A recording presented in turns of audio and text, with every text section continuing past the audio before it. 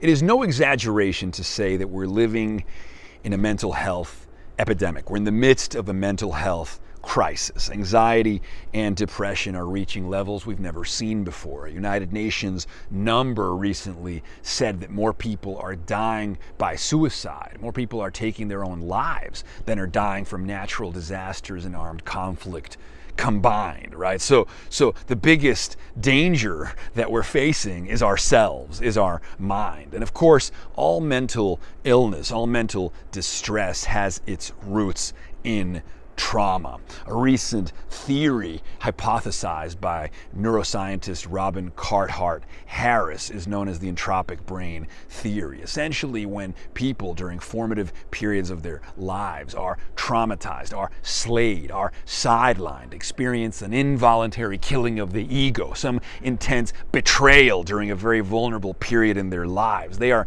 indented by this assault. This trauma becomes a part of how they see the world. It becomes the lens through which they now see everything. They develop a kind of hypervigilance. The ego and their whole sense of self, the way they orient themselves in the world, becomes hypervigilant, becomes hypersensitive. The ego becomes a tyrant. The ego turns against itself, so to speak. And this hypervigilance afflicts the depressed and the anxious person to no end. Chris Letheby, philosopher of mind out of Australia, says that we have these lenses through which we see the world, right? We don't see the world directly. We see the world through our cultural upbringing and our preconceptions and our cognitive biases and our blind spots and so on and so forth. Our past experience colors our world, and we see with these lenses and we see through these lenses, but what we don't always see are the lenses themselves. And on the other side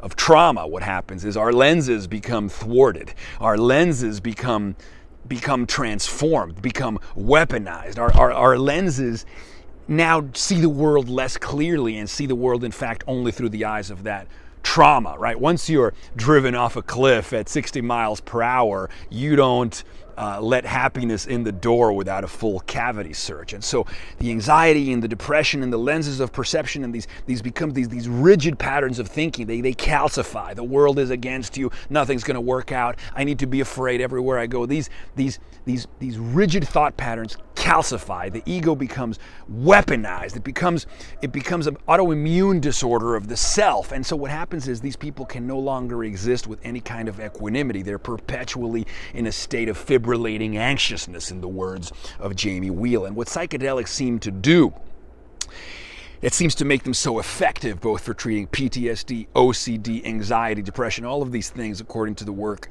of Robin Carhart Harris, is they functionally shake the snow globe. They dissolve the self, right? And by dissolving the self, you dissolve the rigid thought patterns. What Chris Letheby describes it as is they make you aware of your lenses of perception. The lenses you see through and the lenses you see with become visible. The possessor can see his own lenses, and in that moment of seeing your own lenses, seeing your own patterns, revisiting your trauma, getting to the worm at the core, the root of the neurosis, the root of the issue from this dispassionate distancing that takes place during the psychedelic experience. This out-of-body moment is an open heart surgery of the psyche, a moment, an opportunity for reformation, transformation, reprogramming, repatterning, reformatting, right? And this is a real thing. They call it fear extinction and memory reconsolidation over at maps.org. And so the space that is opened up, the space that is occasioned by these psychoactive compounds, could do for psychiatry and mental health what the telescope did for astronomy and the microscope did for biology.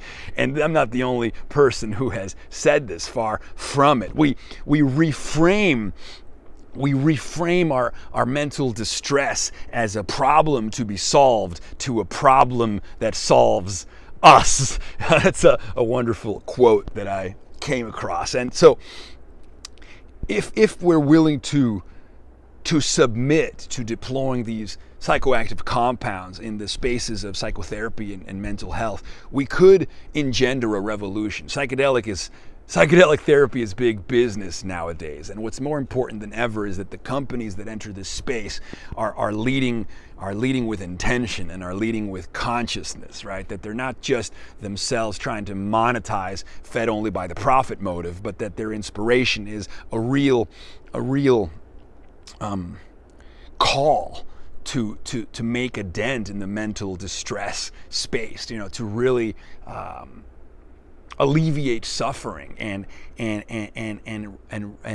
provide an opportunity for people to remake themselves. We've all experienced trauma, and finally, perhaps we can create more and more healthy spaces to absolve ourselves from our grief, to metabolize our grief, and this is something I'm very passionate about. I'm very passionate about psychoactive interventions and the future of psychotherapy, and